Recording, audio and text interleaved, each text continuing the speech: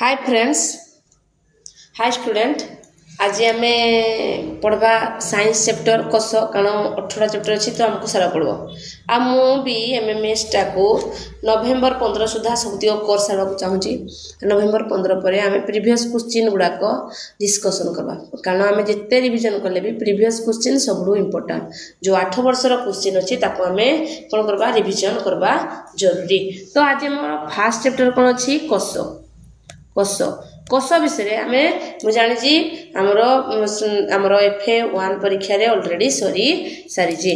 तो आम पढ़वा फास्ट ना कौन कस फास्ट आम टिके पढ़ीदे जीस्ट विषय तापर आम क्वेश्चन आंसर करवा कारण कसटा तुम नुआ चैप्टर तेणु टिके भलसे आम जानवा दरकार। देख कस कौन कही कस को रॉबर्ट हुक 1665 मसीह सरल अणुवीक्षण जंत्र साहाय्य कर्क खंडरे कठ कस आविष्कार करथिले। आउ एई कस गुड़ाक कौड़ा थिला एभला सेल सेल थिला कठरी भलिया से कर्क रे तैयारी करथिले किंतु कर्क टाकरे से कोन देखले मृत कस गुड़ाक देखले ये कौन मृत कस को देखले तब से इमेजिन कले जदि कर्क भितर एभला मृत कस रोची तो जीवंत कस आम शरीर भितर रही थिबो सेणु से कसर प्रकार भेद कले से कौन कहले एक कषि जीव आउ बहु कषि जीव जे गोट कषि गठित सी है एक कषि जीव जार सबु कार्य भिन्न भिन्न कष दरकार भिन्न भिन्न अंगिका दरकार ताकू कहगला आमर बहु कषि जीव। आपको जानवा आगु कष कष पर आम जानवा कष केते गुड़े कष को लेकिना तंतु तैयारी तंतु को लेकिना अंग तैयारी अंग को लेकिना शरीर तैयारी। तो शरीर क्षुद्रतम कणिका को कष बोली कह जाए आर क्षुद्रतम कणिका है कष।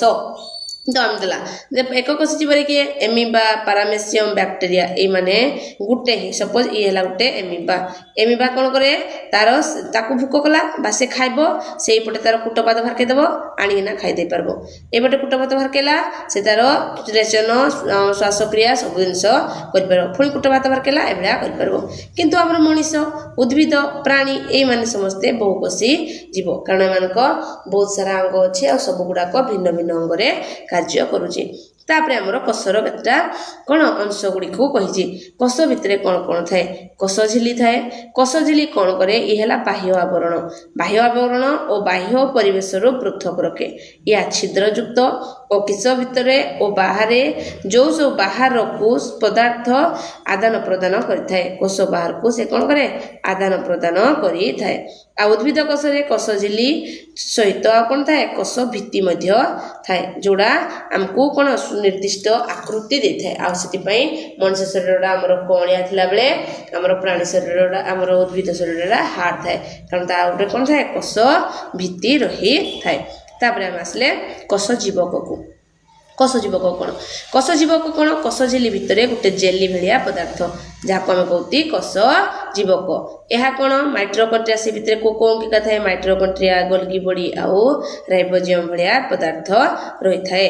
तापर कौन कही केतेक फांका देखा जाउथबा अंशरे रसधानी रही थाए आ सबुडू उद्भिद ठारे बड़ धरणर रसधानी रही थाए एटा आमे जानबा। तापर न्यष्टि ये है आमर कष भितर सबुडू मोस्ट इम्पोर्टाट पर्सन जी है आमर न्यष्टि न्यष्टि कोड़े थाए कषर केन्द्र रे थाए आउ गोलाकार रही थाए को कषर मस्तिष्क बोली कह जाए कारण ये सबू जिनस को मैनेज करए। न्यष्टि भितर कौन थाए न्यष्टि झिली थाए तापर कौन कही न्यष्टि भितर आमर क्रोमोजोम थाए क्रोमोजोम कौड़ा थाए ये न्यष्टि अच्छी ता भितर आमर एभला रहिबो क्रोमोजोम माने रही था से कौन करे से आमर जीन को धारण करए वंशगत जीन को धारण करी थाए। तापर कषर आकृति और आयतन अनुसार भिन्न भिन्न जो भाया स्नायुकोष लंबा और शाखायुक्त लोहित रक्त कणिका गोलाकार और एमिबा अनियमित भाव में आकृति अधिकांश कष खाली आखिरे देखा जाती ना कुकुड़ा अंडा होची यार गोटे उदाहरण किंतु कुकुड़ा अंडाटा गोटे कौन कष किंतु सी आमर खाली आखिरे देखा जाए ये एन टाइप रो गोटे कष जहाँ को आम खाली आखिरे देखी पारुती। तापरे कोषर प्रकार भेद ये आम जानवा दरकार कौन कोषर प्रकार भेद कोष है आमर दुई प्रकार गोटे है प्रोकैरियोटिस्ट आ गोटे है यूकैरियोटिस्ट ये जिनस को मन रखा प्रोकैरियोटिस्ट क्या कह जाए जो कोषर न्यष्टि झिल्ली आबसेंट थाए आमर गोटे न्यष्टि अच्छी न्यष्टि उपरे जदि न्यष्टि झिल्ली नाही जदि नाही न थाए ताको कौन कहबा प्रोकैरियोटिक जदि थाए से हेबो यूकैरियोटिक दुई एटा कौन अच्छी एटा आमर न्यूक्लियड रही थाए आउ बैक्टेरिया गोटे कौन प्रोकैरियोटिस्ट सेल अटे आ सब जो सुन्यष्टि बा आमर कोती सुकोशी क्या कहती से यूकैरियोटिस्ट क्या कहती उद्भिद कोष प्राणी कोष आउ कवक इमान को आम टे बुझा दरकार तापर आम आसला कार्य दे दीजिए न्यष्टिर कार्य कौन से समस्त को गुणसूत्र थाए कोष झिल्ली कौन करे कोष भितर और बाहर पदार्थर आदान प्रदान करे कोष भित्ति कौन करे से आमको निर्दिष्ट आकृति दिए माइटोकॉन्ड्रिया कौन करे ये कोषर शक्ति केन्द्र बुझिपाल शरीर शक्ति केन्द्र बा कोषर शक्ति केन्द्र किए माइटोकॉन्ड्रिया ये शक्ति उत्पन्न करे हरित लवक कौन करे उद्भिद कोषरे थाए और आलोक संश्लेषण प्रक्रिया साहाय्य करे रसदानी कौन करे तरल पदार्थ पुष्टिसार और वर्ज्यवस्तु इत्यादि को रखी थाए आ कोष जीवक कौन करे ये कोष भितर थिबा एक कौन जेली भाया जिनस जी आम ता भितर ही आमर जिते अंगिका थांती से अंगिका गुड़ाक काम करी थांती तापरे आसला आमर एटा गोटे मोस्ट इंपोर्टेंट शॉर्ट क्वेश्चन पाई बा आम एमएस पाई देजी कौन देजी कोष भित्ति कोड़े उद्भिद कोषरे उपस्थित थाए दुईटा आगे उपस्थित हरित लवक आमर उद्भिद थाए किंतु प्राणीर शरीर न थाए ना प्राणी शरीर तो स्व भोजी था आम शरीर भितर शरीर उपरे सागुआ कलर सब चमड़ा था रसधानी बड़ स्पष्ट आउ गोटे थाए कोड़े आमर उद्भिद कोषरे किंतु प्राणी कोषरे छोट थाए आमर केन्द्रिका बा आमर न्यष्टि पार्श्व थाए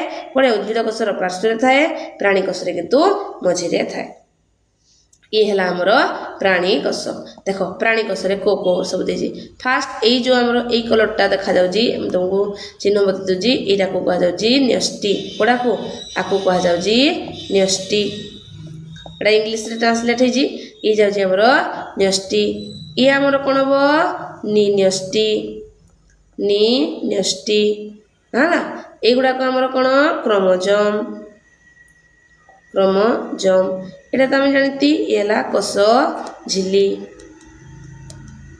ये आमर कौन कोष जीवक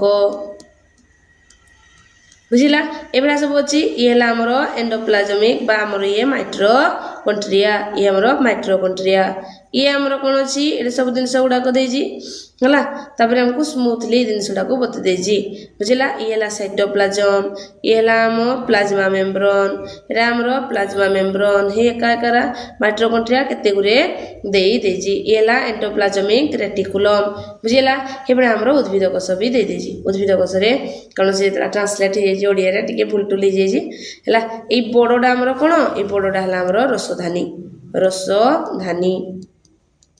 ये जी एंडोप्लाज्मिक रेटिकुलम से बेला ता ऊपर जोरा थिबो सब कोन कहजब राइबोसोम इंग्लिश रे लिखा जाइजी हां एटा हमर न्यष्टि इ भितरटा हमर न्यष्टि ए जी इ बेला कारडा अछि एला क्रोमोसोम बुझिला ये हमर चित्रडा बतेई देजी हमको देखबा को सुंदर जिंद लागबो तापर हम जिबा क्वेश्चन को कोन देजी क्वेश्चन हला फास्ट क्वेश्चन कौन देजी कोषर आविष्कार किए करथिले क्वेश्चन और कोषर आविष्कार किए करथिले आमे समस्त कौन जानती उत्तर रॉबर्ट हुक न देखिक ना आमे कहि परबा सबुठारु बड़ कोष केउटी सबुठारु बड़ कोष अट पक्षीर कोष आ बैक्टेरिया कोषडा हला सबुठु छोट बा सान हला तापरे कोषर शक्ति केन्द्र किए माइटोकॉन्ड्रिया बहुत सारा कहिजी उद्भिद कोषर सबुठारु बाहर आवरण को कौन कह जाए बाहर आवरण को कौन कह जाए कोष भित्ति कह जाए नहले कोष प्राचीर जोड़ा हेले जोड़े दिथिबो कोष प्राचीर उद्भिद कोषरे थिबा सबुज रंगर प्लास्टिक को कौन कह जाए तो कौन कह जाए क्लोरोप्लास्ट बा आमे जदि लिखथिबो सबुज कणा बुझी होजी कि नहीं सबुज कणा तापर हम जिबा नेक्स्ट क्वेश्चन हैला କଷର ମସ୍ତିଷ୍କ କାହାକୁ କୁହାଯାଏ? କଷର ମସ୍ତିଷ୍କ କାହାକୁ କୁହାଯାଏ? ନ୍ୟଷ୍ଟିକି କୁହାଯାଏ। ବାରମ୍ବାର କୁହାଯାଉଛି, ଏଗୁଡ଼ାକ କିଛି ବି ହେବନି, ରସଧାନୀ ଏଗୁଡ଼ା ହେବନି। ଦେଇଛି ଜୀବ କୋଷ ତତ୍ତ୍ୱ କ'ଣ ହେଉଛି ତତ୍ତ୍ୱ କେଉଁ ବୈଜ୍ଞାନିକ ଦେଇଥିଲେ? ଆମର ରସ ଯେଉଁ ଦେଇଛି କୋଷର ତତ୍ତ୍ୱ କିଏ ଦେଇଛି? ଆମେ ଦୁଇଟାକୁ ମନେ ରଖିବା ଯେ ସେଲ୍ ଥିଓରି କିଏ ବାହାର କରିଥିଲେ? ଏଇଟା କାରଣ ବହିରେ ନଥିଲା, ଆମେ ସମସ୍ତେ ରବର୍ଟ ହୁକ୍ ଦେଇଦେବା, ରବର୍ଟ ବ୍ରାଉନ୍ ଦେଇଦେବା। ଏ ହେବନି, ହେଲା ସ୍ୱେଡେନ୍ ଆଉ ସ୍ୱାନ୍ ବାହାର କରିଥିଲେ ରବର୍ଟ ହୁକ୍, କିନ୍ତୁ ଥିଓରି ଦେଇଥିଲେ ସ୍ୱେଡେନ୍ ଆଉ ସ୍ୱାନ୍। ଆତ୍ମଘାତୀ ଥଳି କାହାକୁ କୁହାଯାଏ? ଆତ୍ମଘାତୀ ଥଳି କାହାକୁ କୁହାଯାଏ? ଲାଇସୋଜୋମ୍। ରାଇବୋଜୋମ୍ ହେବନି, ଗୋଲଗି ବଡି ହେବନି, କି ଏଣ୍ଡୋପ୍ଲାଜମିକ୍ ଜାଲିକା ବି ହେବ ନାହିଁ। ଦେଇଛି କୋଷ ଝିଲ୍ଲିର ମୁଖ୍ୟ କାର୍ଯ୍ୟ କ'ଣ ଅଟେ? କୋଷ ଝିଲ୍ଲିର ମୁଖ୍ୟ କାର୍ଯ୍ୟ କ'ଣ ଅଟେ? ସେ କୋଷ ଭିତରୁ ବାହାରକୁ ପଦାର୍ଥକୁ ନିୟନ୍ତ୍ରଣ କରେ, ବା ଇଏ କ'ଣ କରେ? କମ୍ୟୁନିକେସନ ବା ଗମନାଗମନ କରେ। ଆଉ ଖାଦ୍ୟ ପ୍ରସ୍ତୁତି ଏଗୁଡ଼ାକ ଶକ୍ତି କେନ୍ଦ୍ର ଏଗୁଡ଼ାକ ହେବନି, ହେଲା। ତାପରେ ଖାଦ୍ୟ ପ୍ରସ୍ତୁତି ପାଇଁ କ୍ରୋମୋଜୋମ୍ ବା ସବୁଜ ଉଦ୍ଭିଦ, ଶକ୍ତି ଉତ୍ପନ୍ନ ପାଇଁ ମାଇଟ୍ରୋକଣ୍ଡ୍ରିଆ ବୁଝିଲା। ତ ଏଗୁଡ଼ାକ ଆମେ ବୁଝିବା। କେଉଁଟି ଏକକ କୋଷୀ ଜୀବର ଉଦାହରଣ ଅଟେ? କିଏ ଏକକ କୋଷୀ ଜୀବ? ଏମିବା ବ୍ୟାକ୍ଟେରିଆ, ଏମାନେ ହେଲେ ପାରାମେସିୟମ୍, ଏମାନେ ହେଲେ ଏକକୋଷୀ ଜୀବ। ତାପରେ ଆମେ ଯିବା ନେକ୍ସଟ କ୍ୱେଶ୍ଚିନ୍। ଦେଇଛି ନ୍ୟଷ୍ଟି ଭିତରେ ଥିବା ସୂତାକାର ଗଠନକୁ କ'ଣ ବୋଲି କୁହାଯାଏ? ତାକୁ କ୍ରୋମୋଜୋମ୍ ବା ଗୁଣସୂତ୍ର କୁହାଯାଏ। ଇଏ କ'ଣ କରେ? ଜିନ୍ ବହନ କରିଥାଏ। କୋଷ ଭିତରେ କେଉଁ ପଦାର୍ଥ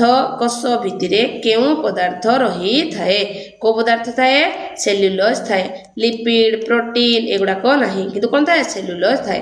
ପ୍ରୋକାରିଓଟିକ୍ କୋଷରେ କେଉଁ ଅଙ୍ଗିକା ନଥାଏ? କିଏ ନଥାଏ? ଆମେ ଜାଣିତି ଯୋଉଠି ନ୍ୟଷ୍ଟି ନଥାଏ ସେ ହେଲା ପ୍ରୋକାରିଓଟିକ୍। ଯଦି ନ୍ୟଷ୍ଟି ଥିବ, ନ୍ୟଷ୍ଟି ଯଦି ଆମର ଅଛି ସେ ହେଇଯିବ ୟୁକାରିଓଟିକ୍। ବୁଝିଲା। କୋଷ ଜୀବକ କେଉଁଥିରେ ଥାଏ? କୋଷ ଜୀବକ କେଉଁଠାରେ ଥାଏ? କୋଷ ଜୀବକ ଆମର କୋଷ ଭିତରେ ହିଁ ରହିଥାଏ। ସାଇଟୋପ୍ଲାଜମା ଯାହା କୋଷ ଜୀବକ ତାହା। ପ୍ରୋଟିନ୍ ସଂଶ୍ଳେଷଣରେ କିଏ ସାହାଯ୍ୟ କରେ? ସାହାଯ୍ୟ କିଏ କରେ? ରାଇବୋଜୋମ୍। ଏ କାହା ପାଖରେ ଥାଏ?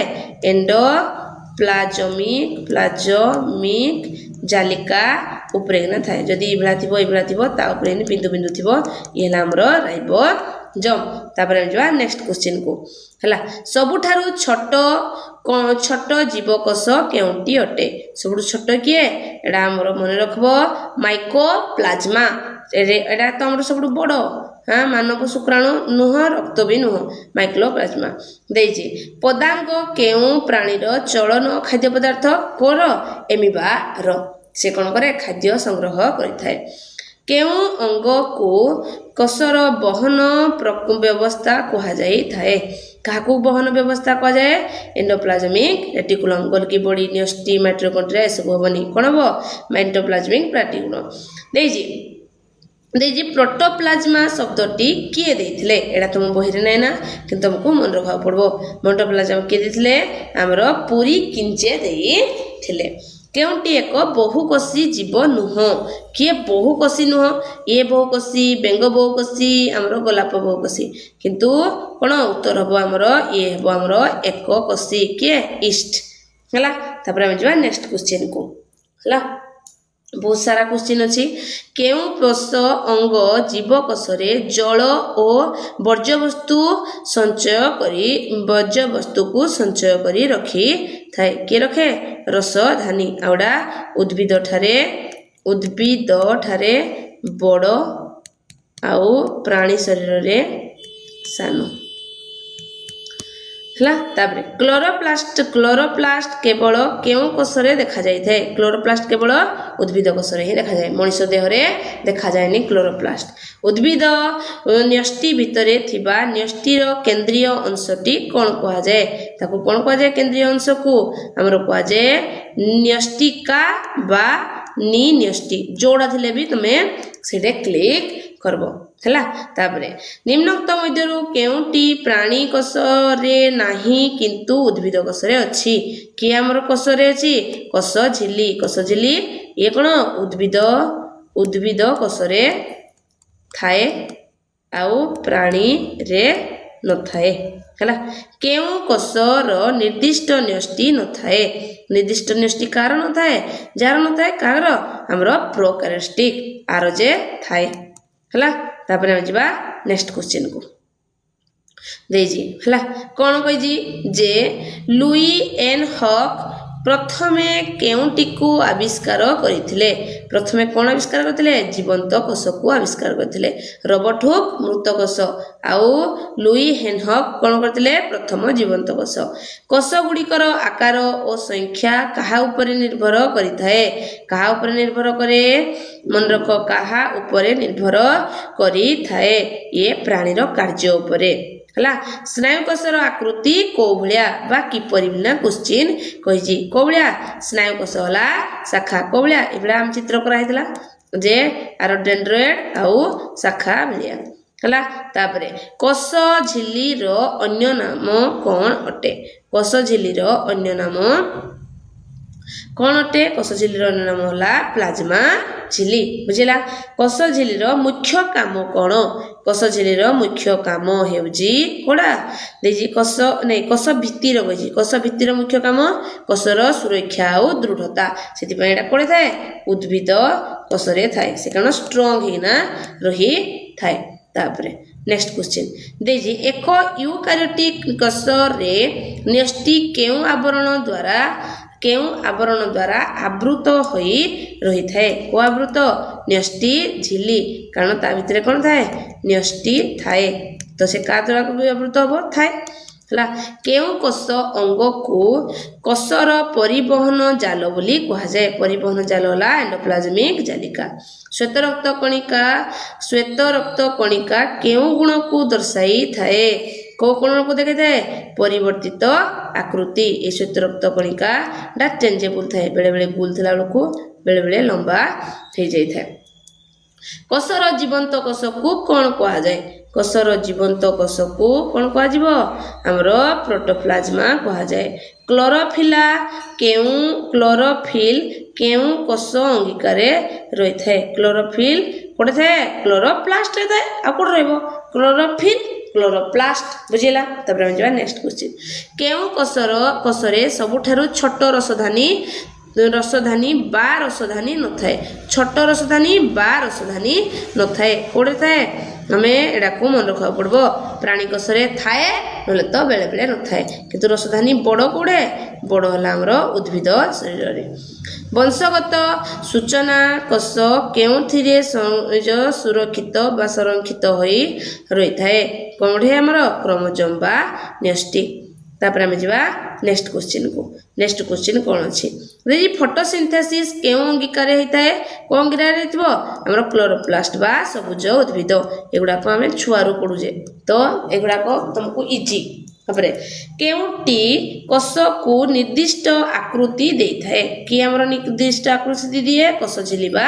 कोष भित्ति प्रोकैरियोटिक कोष रे क्रोमोसोम गुडिक केउ ठारे रही थांती कोड थिबे से माने कोष जीवक भितरे थाए कारण निर्दिष्ट ताकर न्यष्टि न थाए प्रोकैरियोटिक रो न थाए एडा को मने रखबो बा नेक्स्ट क्वेश्चन देजी निम्नोक्त मध्यरु केउटी केवल उद्भिद कोष रे उपस्थित थाए उद्भिद कोष रे के रही जी एडा को हमको बुझबा को पड़बो कोन अछि हमरो प्लास्टिड बा हमरो कुडा जो हमरो क्लोरोप्लास्ट हैला क्लोरोप्लास्ट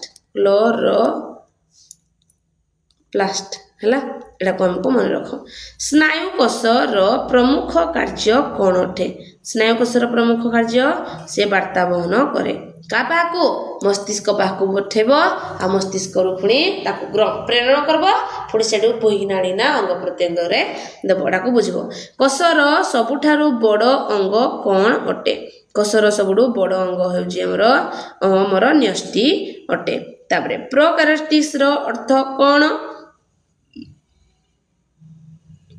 दीजिए हमरो प्रोकैरियोटिक रो अर्थ हमरो प्राथमिक बा पुरातन पुराणा न्यष्टि गल्गी बॉडी रो मुख्य कार्य कौन अटे आर मुख्य कार्य आपको मन रखो शक्ति तो हेनी कारण माइटोकॉन्ड्रिया प्रोटीन तो राइबोसोम कोष विभाजन हेनी एव पैकिंग आउ पठा इबा काम गल्गी बॉडी करी थाए ता एतकी हला हमरो क्वेश्चन बुझिला टोटल हमर 45टा क्वेश्चन मु करे देली ए 45टा को क्वेश्चन दुई थर पुणी स्लो रे 7.0.75 रे देखबो फास्ट ना पूरा फास्ट रु देखि नबो फास्ट चैप्टर रु फास्ट रु ना कोन अछि आगो विषय पढ़ाई जी विषय को देखबो विषय को देख सला परे सब जाको क्वेश्चन आराम से करबो करि सला परे तमे रिकॉल करबो जे केते तम मानकर मने रहला थैंक यू।